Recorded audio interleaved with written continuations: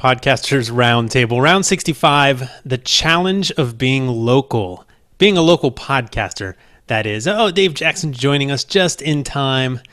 Thank you, Dave. All right, so if you're watching this at Google+, Hangouts, or the event page, which is where the email list gets sent to, there's a link to there. If you're on the event page, that's where we typically chatted. We now have podcastersroundtable.com/live. Make sure you're going there. It's a better chat room. You can pop it out, have the video up, have the chat on another side. So that's where we will be at. That's where you should be if you're watching live. Same goes if you're over at YouTube and you are watching live. Try to get over to podcastersroundtable.com/live. We're in transition and we're growing the show as we go, right? That's what I like to say. But podcasts, they're syndicated to the world, all right? But what if your focus is on one specific geographic location? I think that's how I'm defining local podcasting. How does being that local, where you're talking about something so specific that other people who aren't really within driving distance would not have access to the same things you're talking about? And that'll be one fun thing to define what is local podcasting, because we have things like people who may podcast about a sports team, but is that local? So we'll find out. We'll see what it means to everyone in the panel. Let's meet the roundtable. First off, starting on the end, co-host Daniel J. Lewis, welcome back. Thank you very much. I have thought about doing a local podcast. I've been interested in it, and now that I'm staying in the Cincinnati area, maybe one might happen. Very cool. Yeah, I think I remember you talking about that a little bit. I mean, you'd like to go around. What would that look like?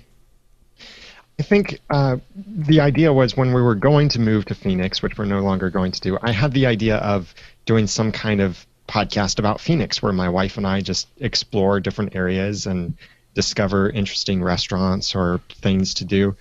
But now that we're staying in the Cincinnati area, there's certainly plenty of interesting things to do in the Cincinnati area that we know of. And so I'm thinking of it. It's one of those things that I might do someday if I have extra time, which means I'll probably never do it because I'm from theaudacitytopodcast.com. You should probably go back and watch our round on when to start another podcast and maybe reconsider all the wonderful points we made in that round. I should have that pulled up. I need a list I can glance over and be like, that was round 64. So it wasn't, because that was the last round. All right, Dave Jackson, just in time, co-host. Welcome back, buddy. Sorry I'm late. Glad to be here. Dave Jackson can... Hopefully, is this the right microphone? Nope, it is. You're coming in. We will come back to you. Okay. Oh, there you go. Look at him as he pulls in different microphones into the shot. If you're watching or just listening to the audio version, Dave is like grabbing boom arms out of nowhere and pulling microphones to his mouth. Oh, it's not this Lamborghini? Let me drive my other one. Yeah, exactly. All right. Yeah, Dave Jackson from the schoolofpodcasting.com. Sorry I'm tardy. It's been a fun-filled evening, to say the least. I'll tell you more about that later. I look forward to that in the after show. One of the really cool things about being on the roundtable itself is that at some point we have to shut off the live stream. It doesn't mean that we just stop talking to each other. Like, we could go another hour just sharing all these cool things that we wish would be recorded, but at some point we do have to stop. So you want to be on the roundtable for the after show, if not anything else. So podcastersroundtable.com/ is it sign up?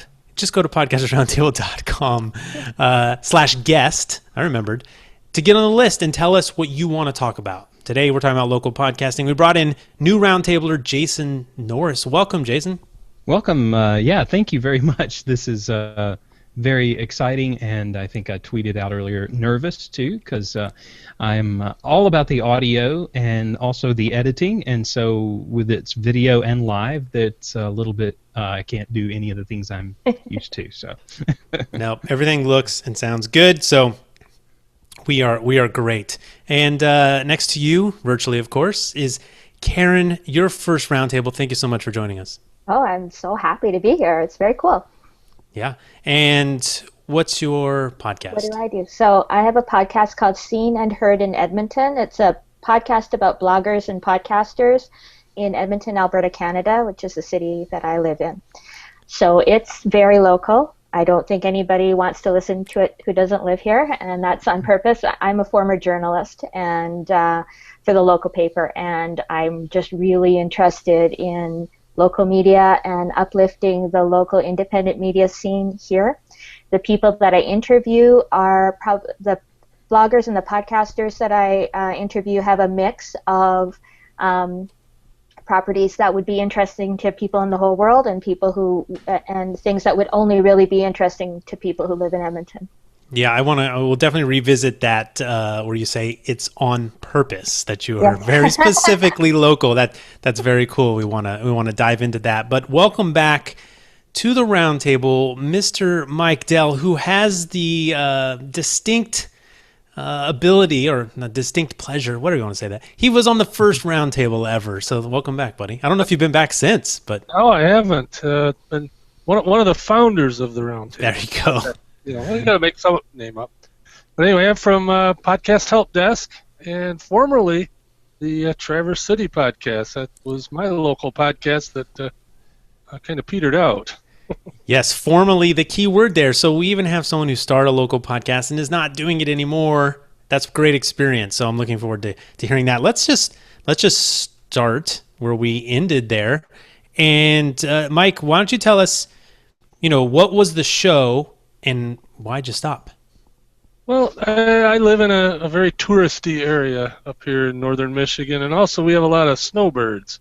So my idea for the show was for people that wanted to come to Traverse City, also people that were from here that left for the winter. I would do like some news updates of what's going on locally, review restaurants and other touristy things, and it was kind of neat, except for my problem was, like you were saying in one of the other episodes, when you start another podcast, you got to have time for it, and that was my biggest thing. And at one time, my wife was going to be in it with me, and of course, we both got busy, and it's just one of those things. But I still think it's a good idea. It's just I wasn't ready to commit the time to do it right. So was there anything about the fact that it was local? Was it easier to stop doing because was the audience smaller? Was there anything about that, or was it just because podcasting's hard? It was easier in some ways because it was local, because it was really easy to get sponsors. I'll tell you that. I had a sponsor before I even started. Well, that's interesting, right? And that's one of the things that I'm curious about with local. Like, is it harder to get sponsorship, or is it easier? Because when I think local, and we want to define what local podcast means, but when I think that, I think, well, someone might want to sponsor that is the plumber in your city, but he's not going to get business, and you're going out to a global audience. In theory, it's available to a global audience, but so what does a plumber for one specific city want to advertise? Well, you're saying it's easier to get sponsorship, right? Yeah, well, I went after restaurants in particular. Right. Because, we're a real foodie town up here, and anybody that's wanting to come here is likely going to want to go on a wine tour, or go to a brewery, or go to a restaurant. And so, it was pretty easy to get them to do it. Now, I had a pretty sweet deal because I hadn't produced any when I got the first sponsor. But, I was giving away discounts and got a gift card or something. But I could see that ramping up, had this got very popular. I only did about 12 episodes and decided, this is just an awful lot of work. I wasn't getting a lot of traction. Of course, you never expect to. I'm in a town with maybe 30,000 people. So, the locals themselves weren't exactly the target audience. But, like I said, it didn't take off very fast. And Wait. The locals of a local podcast weren't the target audience? You lost me. Well, as I said, just the tourists, but the tourists that wanted to come here and the locals that are snowbirds. So that's my other question about local podcasting. And by the way, reminder to the Roundtable, jump in. When he says something or someone else says that reminds you of something, just step on. Like, I'm not the host, I'm the leader. I'm not even the leader. Let's just trying to guide the conversation, but it's your responsibility to jump in and be like, yeah, but what about this, Mike? So in question, and about that, I don't think that a show that is sort of like a tourist attraction, like a show about Disneyland, or Disney World is located in Florida, right? But I wouldn't call that a local podcast. It's a destination or even a tourist spot where people go. People globally would be interested in that show, right? So what do you guys think a local podcast, or what does it mean to you? I mean, Jason, when I say a local podcast, what was was your show really local, or how did you define that? Well, here's what I'm going for. I have not started my actual local show yet, but my wife and I are talking about doing that for Fort Worth. But the experience that we've had previously is we worked at Alabama Public Radio, and now it covered the entire state for the most part at the time. And so I had a show on there called Alabama Life, and we had feature stories about life in Alabama. The stories were all focused on Alabama, and the idea was that if you did, say, a Fort Worth show, what we're going to do is basically be like a radio station, like a local radio station that is in a town. In fact, if you look around, probably public radio is the best example, and I don't mean national, but I mean local public radio, because they cover stories in their own town. They cover stories, not the narrative, This American Life style kind of stories, but they have everything from straight news to feature reports, but they're put together in a way that makes it interesting for that town. And if you combine that with reaching out and doing something, well, for instance, one of the things that we had talked about was with our two toddlers.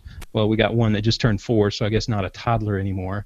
Is one of the ideas we have is to go to the various places, from parks, museums, zoos, everything like that is in Fort Worth, and to experience that with them, but then also tell the stories of there and interview people that are local and talk about those things as well. And so it's just the idea is that, in a sense, a local podcast is like a local radio station.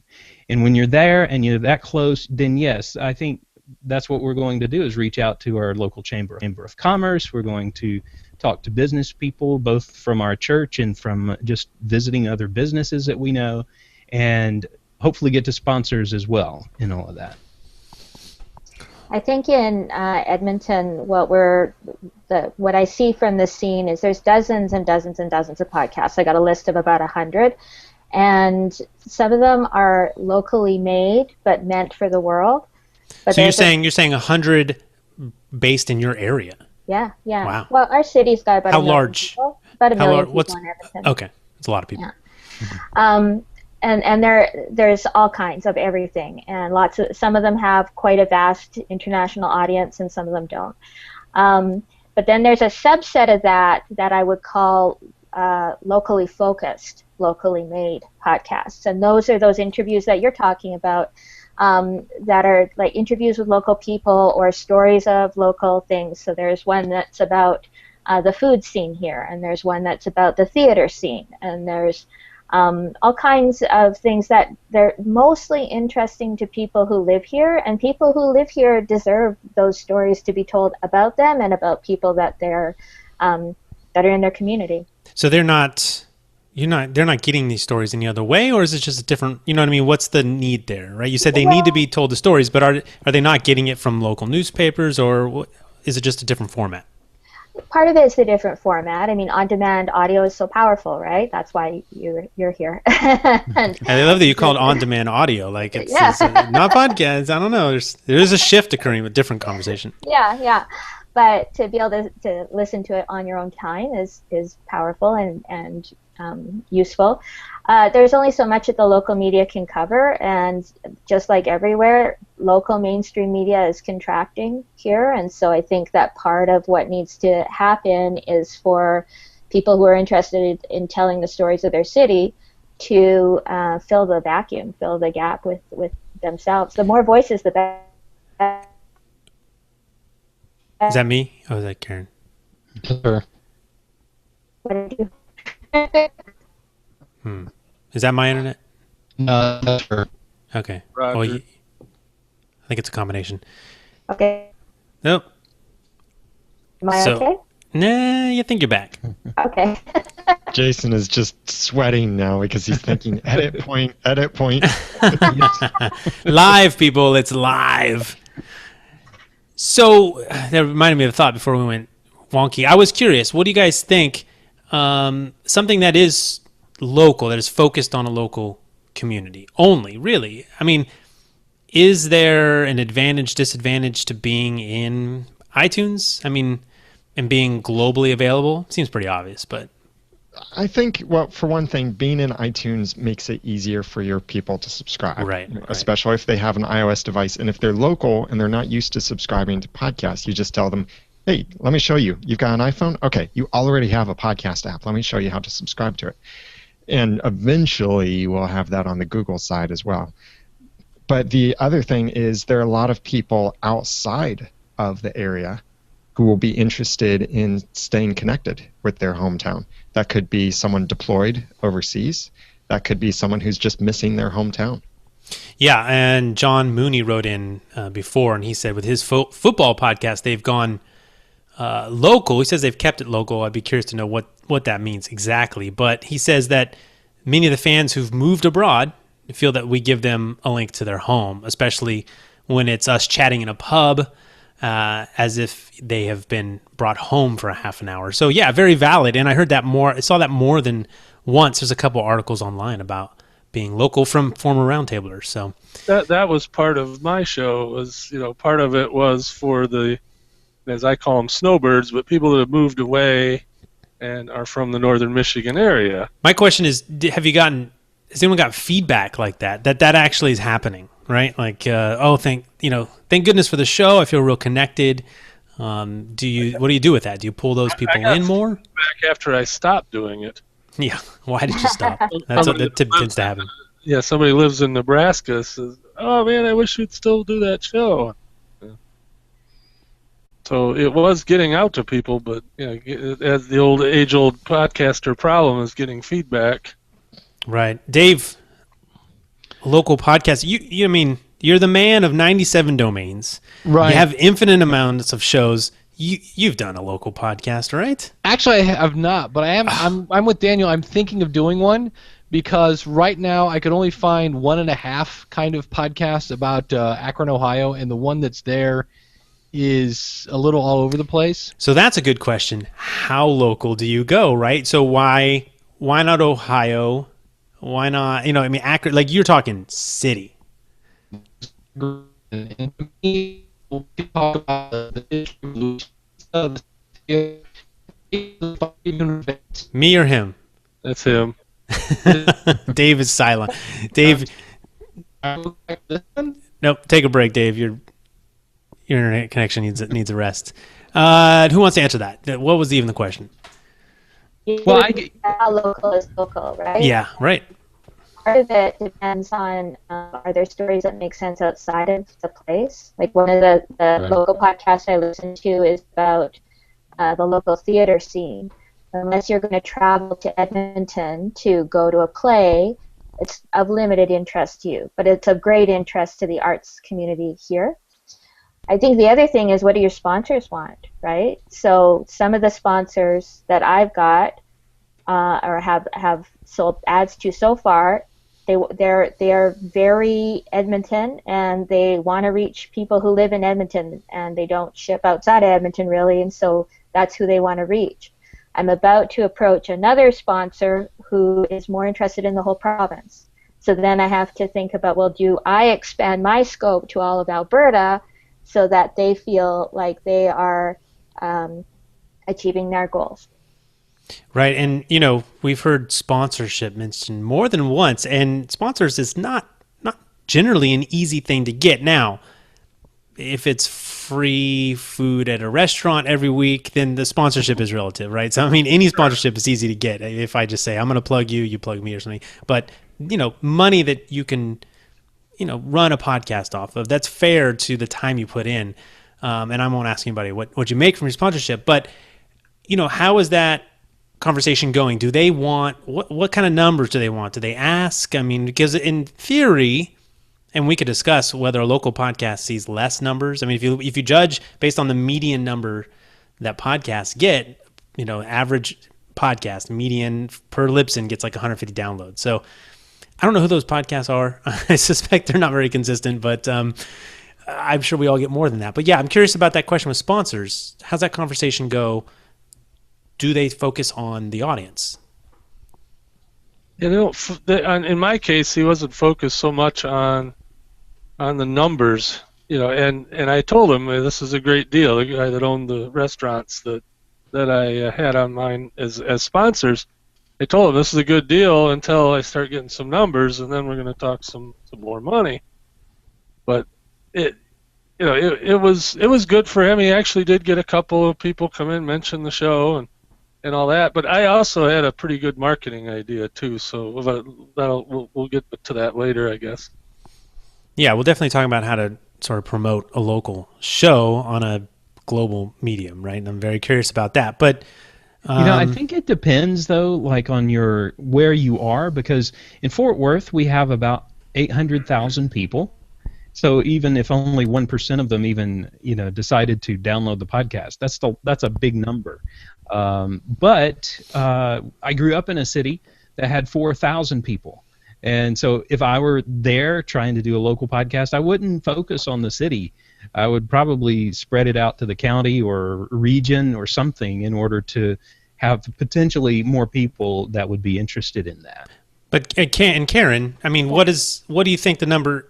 Maybe you're in a city that does have 4,000 people, but what if you reached, I don't know, a quarter of them? I mean, would the sponsor be interested if the sponsor is the hardware store down the street? Why not, right? Yeah, I mean, the sponsors that I've talked to so far, and I'm just at the beginning. Like, you guys are all a million times more experienced than I am. I launched my podcast last summer, mostly as an experiment to understand the space. So my conversation with sponsors is not numbers, because we're just starting and it takes a long time to get traction. It's the quality of the people, and that comes back right to that on purpose thing, right? I'm not shooting a shotgun and getting everybody that I can get. I'm getting people in Edmonton who are into shop local and listen local and eat local and local, right? So it's qualified leads that they're getting when they're listening to me. And then the other things that I think appeal to the advertiser or the sponsor is that it is you getting in on the ground floor of something that's only going to grow. So that's part of it as well. And the intimacy of that message when it's integrated into interesting conversation about somebody in your city. It is a different experience than sort of pop-up ads or any other interruption-based advertising that we get. Yeah, and I would say, we can lean on that experience of the panel here, that is actually no different of a conversation that you would have for any sponsor for any podcast. Right, guys? I mean, we're talking about things that are kind of unique to podcasting. I don't know if they're unique, but they're the power of podcasting, as Dave would say, in that numbers may not matter. It's about that connection. It's about other things. Go ahead, Dave. It's about having your target market, basically, in this case. But I mean, what's the bottom of that? I mean, is 200 people, because half of podcasts don't get more than 150 downloads, and it's not easy. We're all, even if you're open to the world and you're a broad topic, it's still hard to get subscribers. So, does numbers, do they have to factor in at some point? Or, because I guess we're not talking about very specifically, like, what are we asking from the sponsors? Like I said, are we asking for a free meal during the week, or are we asking for, hey, $500 an episode? Like, is it what's the difference? A smart company that would be looking at sponsoring a local company would recognize the search engine value, and there might be more in the search engine value than in the podcast promotion value, because here's a local website focused on local stuff, so it's building up all of its search engine ranking for putting out local information, and then that search engine rank building site then links to their business as another local business with prime keywords to say, like in my case, it might be like Cincinnati ice cream shop or best ice cream in Cincinnati. Those are very valuable keywords coming from a site that's building reputation. A smart business owner would jump on something like that. And that's the key. I mean, you're lucky enough to be watching the roundtable or listening, learning that, because I think as the podcaster, the producer, the host, the marketing machine, we have to know how to sell it. And that's a key one. I don't think a lot of people would even know to bring that to a sponsor. Sponsor won't know, and a lot of podcasters won't know that, hey, let's look at the value in just search engine alone. So that's huge, I think. And you got to learn, you have to know how to sell it. You have to, because again, back to that power of podcasting, but you have to know how to talk about it in order to get some of those sponsors on board, I think, or get the value that you really should receive. Because I feel like a lot of sponsors or podcasters would jump at sponsorships, quote unquote, that really, they're giving way much more value than they probably are getting back. There's a guy in the podcasters Google Plus community, Jeff Holbrook. He's got he was on the roundtable. He's got an article. Yep. Yeah, well, local podcasting. Yeah, he's got a show. It's focused on the state, and it's one of the things that he's talked about is how you can, you're in your community, and you could even be handing out business cards to local people, and you're making that personal connection. And sometimes he gets recognized that he's got a local podcast serving their community. And I think it's those kinds of things that you can make connections with that not that it would be harder or necessarily, but I mean, you've got a show focused on your community, and then you are communicating with your community, you're visiting the restaurants, you're talking to the people, just getting to know them. That thing that people say sometimes, it's like relationships is everything, when it comes to any kind of success. And so this is a way that you can actually meet them face to face and visit their businesses and get their support. Definitely. You'll have to check out an article he has on, I have it linked right here. It's called 10 Advantages of Podcasting About Your Local Area. It'll be linked in the show notes. If you're listening to an app, swipe to the left or tap on the ball, whatever it takes. The link will be right there. You can even get it right there on your app as you're listening. You should definitely do that as a podcaster. But he makes some great points, and we had some little back and forth before. And again, another thing that I really don't feel is that much different from a real podcast. I still think you build relationships one at a time, right? Even when getting listeners for no matter if your show appeals globally or locally, but you do have that added value of you walk around the city, you shake hands, it's just the next level of connection. We're doing that here, right? I mean, we may listen to the podcast, and then at some point we may chat on Twitter or in the chat room, and then you come on the roundtable, we see you face to face, and I go to a conference and I'm like, Jason, what's up? And we have that connection. So you're still building, it's still a one-to-one relationship, I think. Podcasting is that long game, right, where you're just building one at a time. But yes, local does give you that cool advantage to sort of share your show in person. Let's talk a little bit about the marketing of a local podcast, because I have been a part of meetup groups, maybe even about podcasting. And when you want to find people to add to that group, they might not be searching for you online, but you're trying to get in touch with the people who would be interested in that topic locally. How do you do that? Same with the podcast. How are you promoting your show if the internet, if they're not necessarily out there, you can't reach them online, but they would love the topic. What are some strategies for doing that for a local podcast? What I would do, or at least try, would be see if I can make some sort of trifold kind of thing about the show, and then before I have it printed, go to different places and saying, here's what I'm doing with the podcast. I want to put a little display that explains what the show is, and if you let me display it in your bar, pub, restaurant, whatever, I'm going to put your logo on the back page. Would you like to help me promote the show? That might be something I would try, because I got to go Dave is offline. the king. Dave is the king of analog promotion. Yeah. We're talking business cards and library books, bumper stickers and T-shirts. Dave has got it covered. And, Jeffrey Powers, former Roundtabler, I guess once a Roundtabler, always a Roundtabler. He has an article as well, will also be linked up. It's called 10 Surefire Tips to Excite Your Hometown Podcast. That was put out today. And he's talking about like buying out billboard space, which is not as unattainable as you might think. Getting on air with local traditional media in your area. So there's all kinds of these sort of in-person things you can do. Karen, what are some of the things you do to promote your podcast, to reach the people in that community? Probably the most effective thing that I do is once a week I publish on my blog a roundup of local blogs. And so I read through 300 or more blog posts a week, and I highlight 25 or 30 of them and put them in a post and then tag them on all social media so that they know that they were paid attention to. Paying attention to people is a tremendous way to get them to pay attention back to you. And plus it's fun and nice. It makes people happy. So I do that with blogs because there's more bloggers than podcasters. I also do it with the podcasts. So those two pieces of content have been the best thing for growing awareness of what else I'm doing. I'm not only doing a podcast. The podcast is one of the outward manifestations of what I'm doing, but I'm also really trying to just lift up awareness of all of these independent media producers in my city and connect them and make them aware of each other and nurture that cross-pollination. The other thing we do is we meet in real life.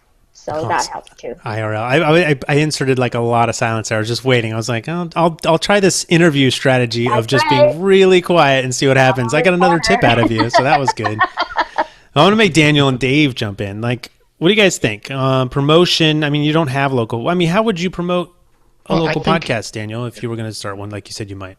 Local library. I think that would be a huge place to go to promote it because Why? Why the library? People who go to the library. Okay. I'm making up a stereotype. Yeah. But this is my impression anyway, based on other events I see happen at local libraries. People who frequent local libraries and actually participate in activities there and read the bulletin boards or things like that at local libraries seem to be involved in local events.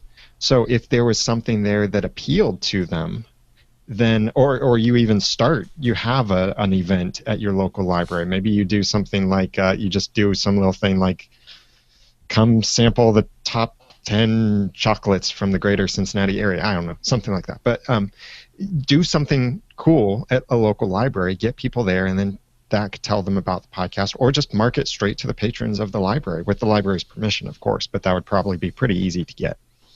Yeah. Jeffrey in the chat says, where do podcasters listen? In the gym. Sticks. And it says sticks and flyers. I'm not sure what. You could put some flyers. Sticks and flyers is what he's saying there. But yeah, I mean, there's just an endless amount of possibilities when it's local because you can just go and do things. Yeah, the nice thing about local is you're already advertising to your ideal people. I mean, whereas if you're advertising a tech podcast to a local audience, or like in your local library, you put up a poster for a tech podcast, you're getting the billboard effect. How many people who go buy that poster are actually interested in that? Right. Or have any connection whatsoever. But you put up something about the local city, and almost everyone who's walking by it has some connection because they're connected to that local city. What I did was a couple of things. One, we have a thing around here called Johnny Advertising. And it's just what it sounds like. It's little plaques and flyers in bathrooms of hotels, restaurants, and whatnot. And I got an 8.5 by 11 flyer in a bunch of those restroom advertising with QR codes, one for Android, one for iPhone, and I said, scan here. And you're drawing quite a mental image, by the way. I'm trying to go to the bathroom and scan a code, and I don't know how effective it was. It wasn't.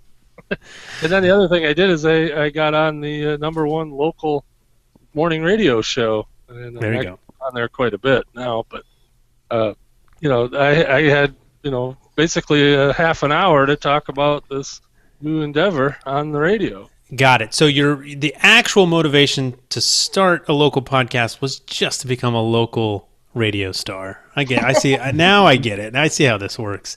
Podcast is it's the star search of 2016. That is really dating myself, by the way. Star search today would be American Idol.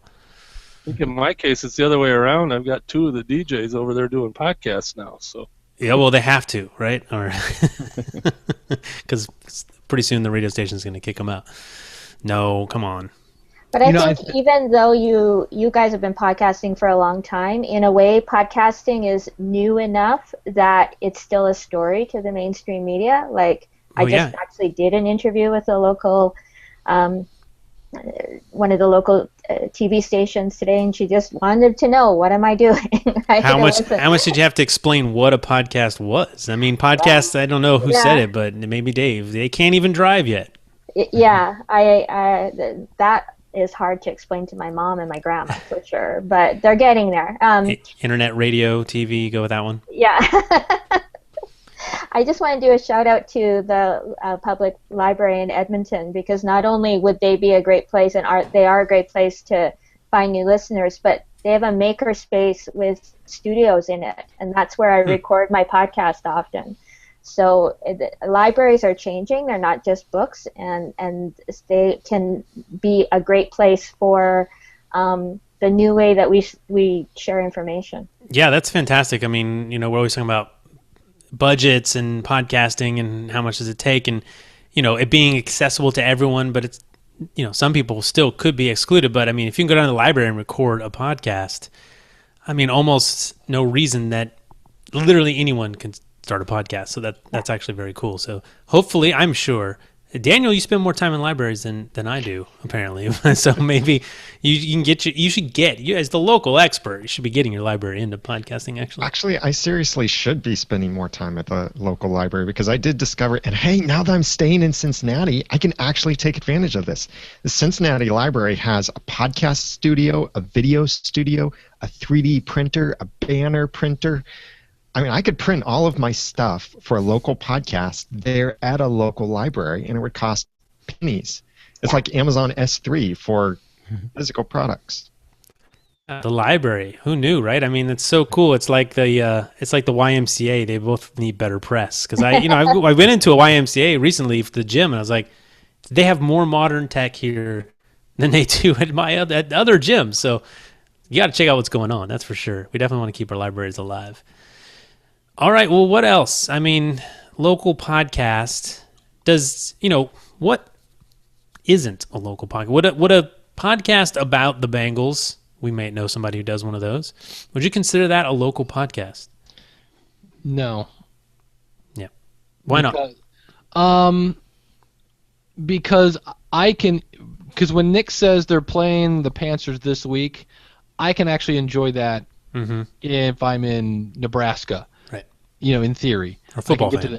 Right. But if it's something, to me, local means like, like she was saying earlier, if Karen says, if it's an event and you can't get to it, to me, that's like the definition of local. Right. And the same goes with, sponsorship. If I say go eat at John's restaurant, you should be able to get to John's restaurant without buying an airline ticket, I would think, right? I mean, it needs to matter to you because it's within the area you live, I would think. I mean, that really is, when I think local, it doesn't have to be anything. When I think local, I think, oh, well, that doesn't pertain to me because I can't just get on my bike and go check that out, right?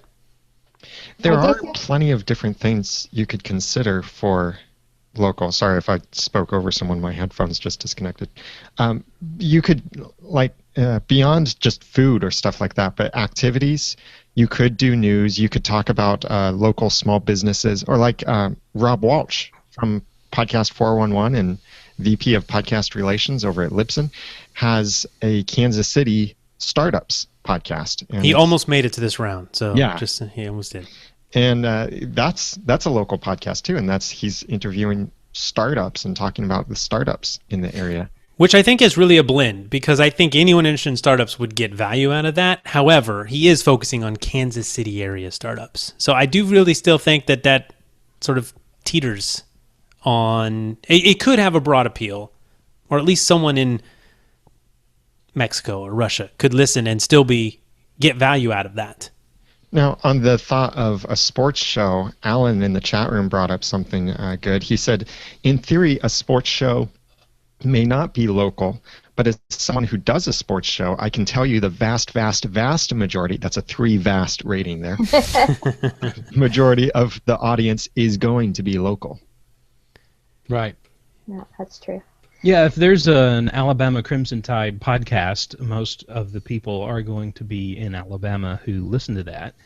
But I think, and especially maybe you want to cover your high school football team or your local, I don't know, whatever's going on, a local theater, a festival. In town I grew up in, Winfield, Alabama, they had Mule Day. I mean, Mule Day was this huge thing, and the town like quadrupled in size every time because just people came from all over.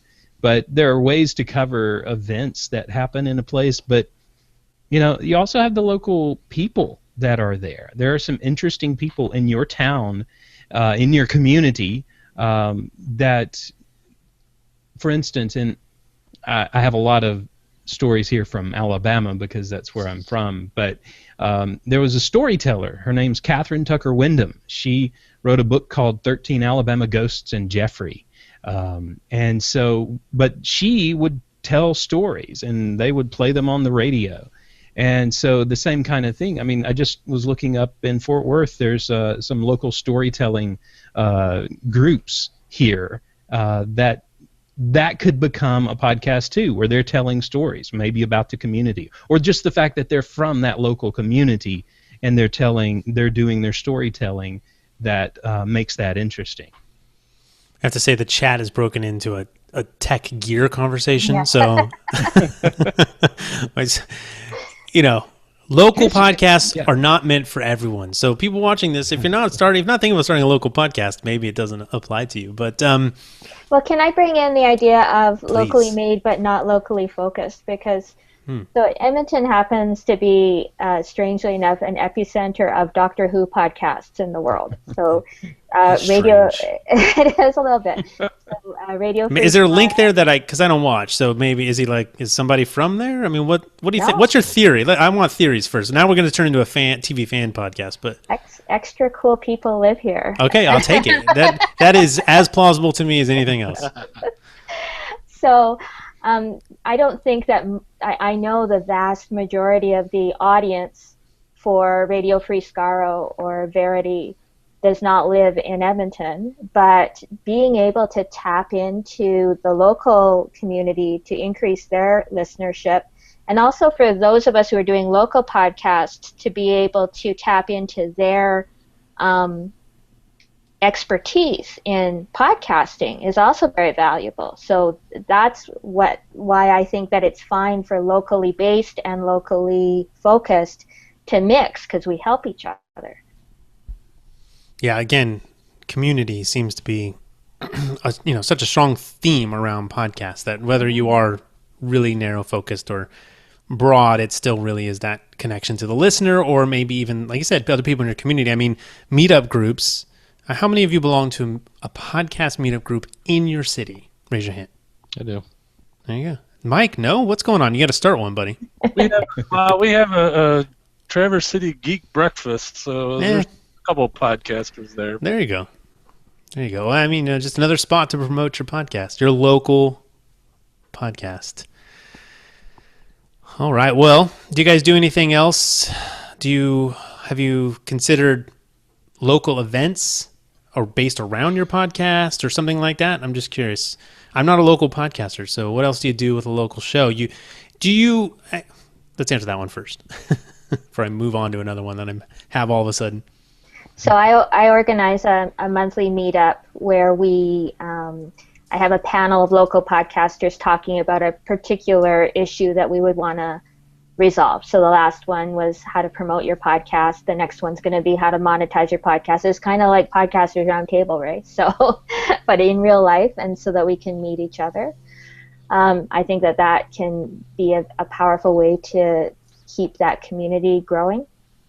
I think it would be interesting to, if you had a meetup, people, have everybody do a segment on the city.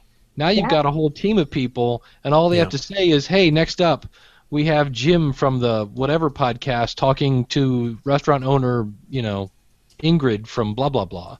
And that way they get a little promotion, the restaurant gets a little promotion, and you become the hub of all things your city.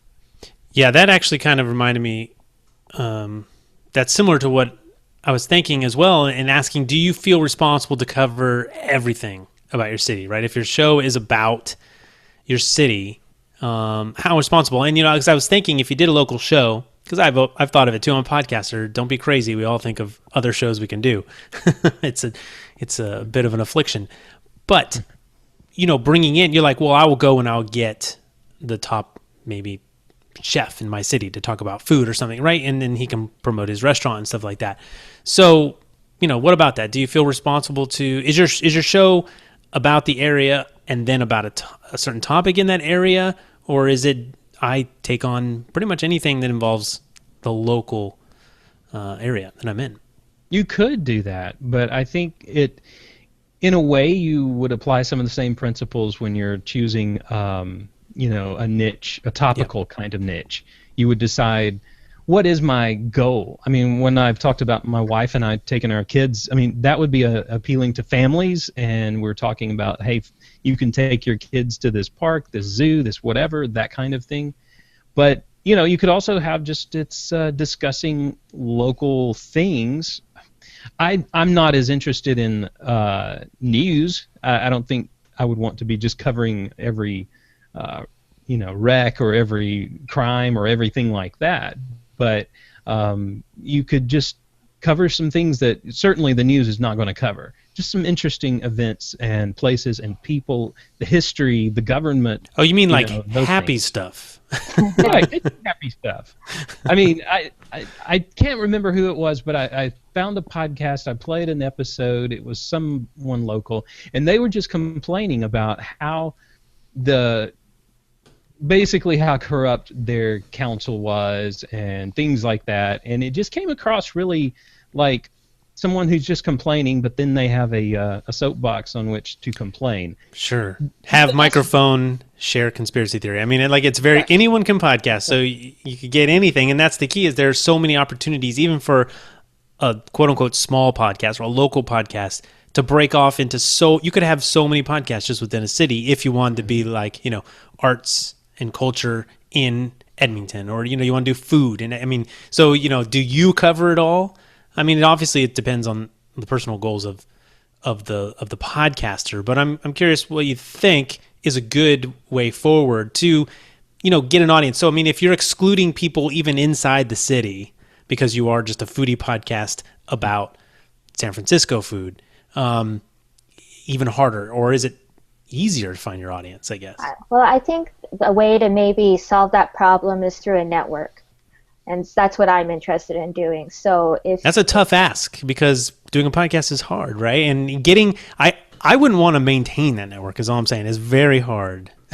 Well, but it depends how you define a network, right? Like, yes. I'm not talking about being Leo Laporte or Leo Twit, like making a twit. I'm just saying that assemble all of them, possibly sell ads onto all of them.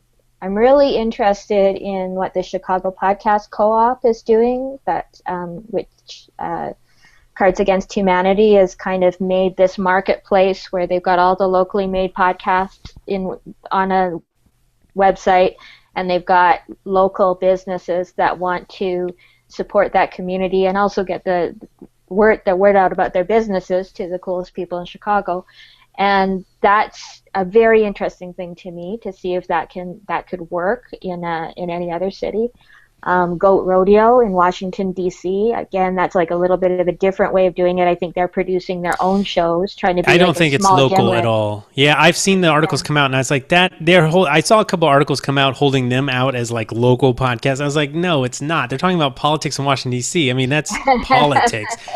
Really, they had. I saw some articles. I probably ranted about this at some point, but I was like, that is not. No, they don't qualify. Sorry, but yes, your point is good. And but Daniel, I mean, running a network is not easy. No, it's running a business, really. Yeah. And that's why I tell people now. I used to tell people just don't start a network. Now, I think the better advice is I've upgraded it to don't unless you're ready to run a business. Because running a successful network is you have to run it like a business. However, there are ways that you could create a ring, a club, whatever, that you could network together but not actually say you're a network. And there might be maybe at some point in 2016 or later a framework that would allow you to create such a network, but I can't promise. Right. Well, One thing I think that might help some people is to think in terms of local radio. Really imagine themselves, they're a station manager of a local station, and instead of just playing, top 40 or something, or instead of just doing national things and have it piped in, they're totally focused on their community. They're totally focused on the stories and the people, the opinions, everything that's going on, to whatever style. I mean, I don't think the news would appeal to me, but I think some people might like that kind of thing. But think of themselves as a station manager and work with, either it's their own show and they're by themselves, or they get a group of people, or they work with a community college or a local college that's teaching journalism and broadcast journalism. Have them, especially too, if you have anybody curious and thinking about getting a degree in radio, have them actually say, no, let's look at the future of radio, which is podcasting, and have them work with you. You work with the students, you teach them what you know about podcasting, but you also then gather the stories that are locally in your community. Yeah, I mean, Daniel, I'm going to out Daniel is in the chat. If you don't participate in Google Plus Hangouts on Air, there is also a chat inside the Google Plus, and Daniel, he may have already bought a domain. That's all I'm saying. It may involve Ohio. I am now the official owner of AkronPodcast.com. You did that while we were on the roundtable. Yes. So I'm sure since the RSS round, you're not 98. You're probably like 108 now, Dave. It's a sickness, I know. I'm working on it. But it's funny because as I listen to this, I'm getting nervous because I'm sitting here planning it out, and like anything that was time based, I would put at the end. Like I would have like a evergreen story up front, anything about the town or a restaurant or whatever's something you're plugging a business. But anything that's news or hey, this weekend at the something, anything that's date based, I'd put towards the end. So you hit them with evergreen content up front and move the other stuff in the back. That way, if I hear like Lewis Black is coming to Akron, the comedian. Okay, great, but that's 6 months from now. That's completely worthless. So put that stuff, I would think, towards the end. It is, but 2 episodes, right? I mean, one being this is the news episode, and another episode is the evergreen episode. Yeah, because we know the stats where people halfway through you've lost maybe half your audience. 2 podcasts. Yes, start another podcast, Dave. Yeah, buy another domain. right. We're gonna have a PR intervention. That's a podcast roundtable. One of these roundtables will just be a domain intervention. Well, Dave, we love you. I'm thinking from it, if I can get myself out as the podcast guy locally a little more than I am now, and I'm talking to local businesses, and they're like, well, what's a podcast? Oh, you know what? You should start a podcast about your restaurant. Maybe not. No, but I think actually there's maybe not a podcast about the restaurant necessarily, but when we were talking about what's the pitch to the advertiser, I think there is a content marketing pitch here. So the ads on my podcast are a little mini interview with the advertiser, which I then upload separately to SoundCloud and say you can use this on anything. You can put this on your blog, or you can put this out on social media so people can hear how awesome you are. And that helps me justify the amount that I'm charging them, knowing that I don't have 50,000 downloads.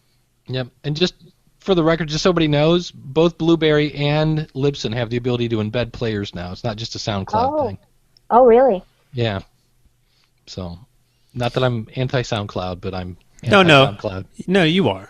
Yeah. For legit reasons. We we tend to be a bit biased. I don't want to derail. I'm sorry. No, we won't go there. But they call it what it is.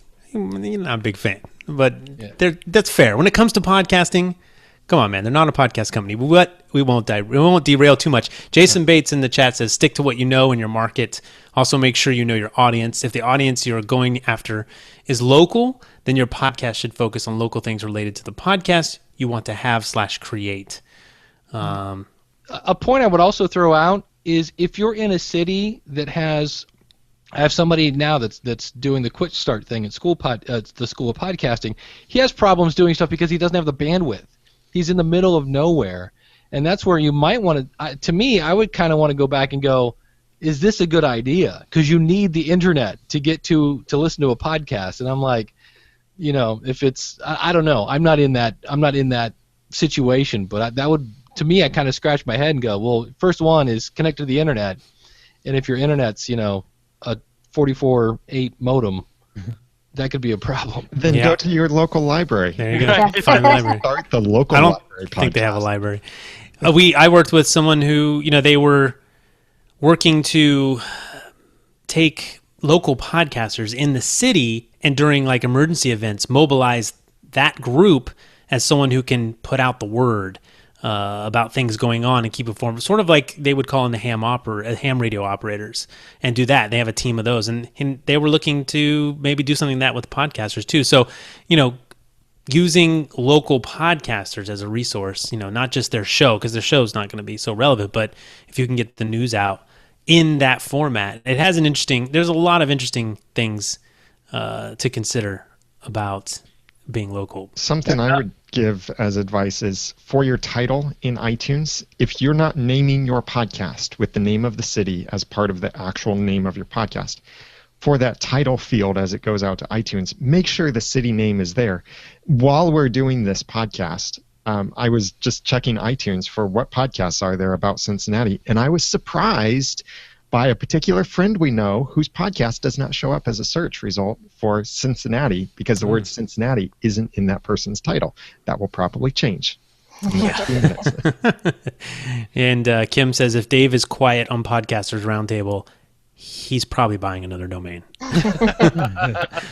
We got to keep Dave, got to keep talking. And Stargate Pioneer in the chat, who's been on the Roundtable, he says networks don't have to be monetarily based. And that is key. I mean, podcasts just do a really good job at converting anything, any type of conversion, whether that's you just want to get people to listen to another podcast or join your forum, Facebook page. Maybe forum's a little old school, but podcasts are just powerful ways to connect people. So really, that could be the whole purpose of the podcast or the network, especially for a community, right? To bring that community together. It could be just a just a network, quote unquote, of just like-minded podcasters that cross-promote each other in a city or in a region.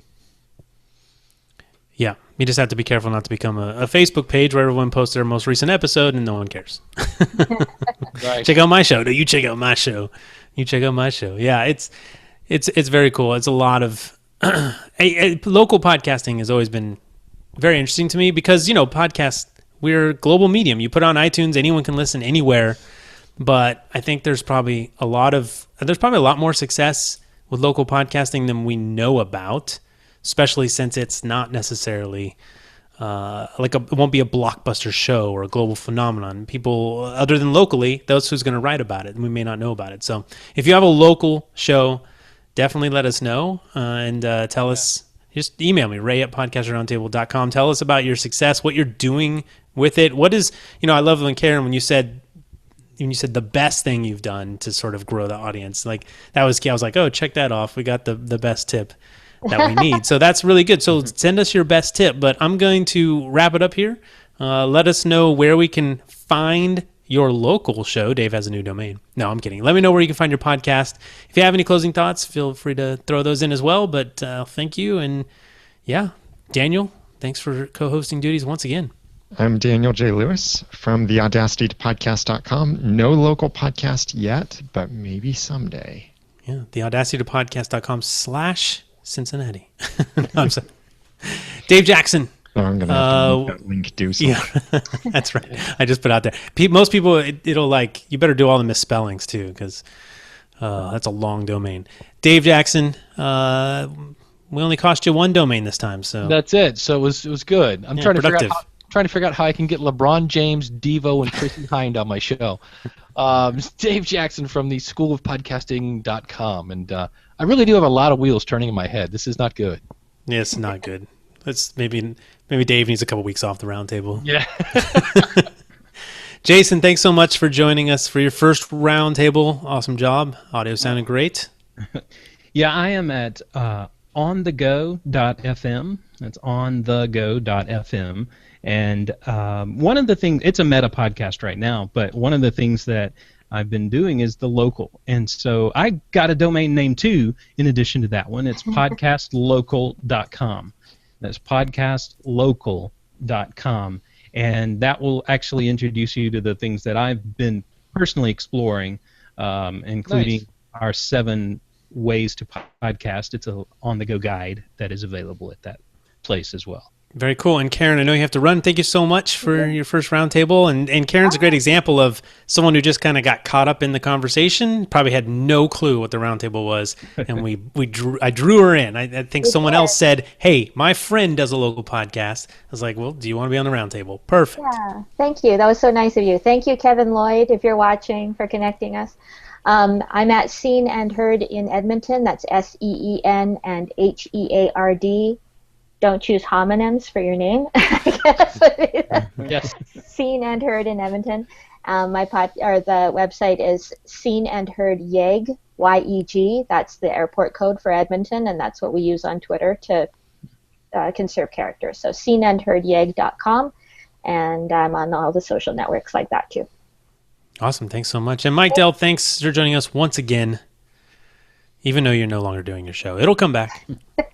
Well, I am doing sort of a local show. My original podcast, Mike Dell's World, has a lot of local in it, so I guess Very it's sort of local. But you can find me over at podcasthelpdesk.com, or if you have any trouble with Blueberry, the contact form at blueberry.com. I'm the tech support guy there.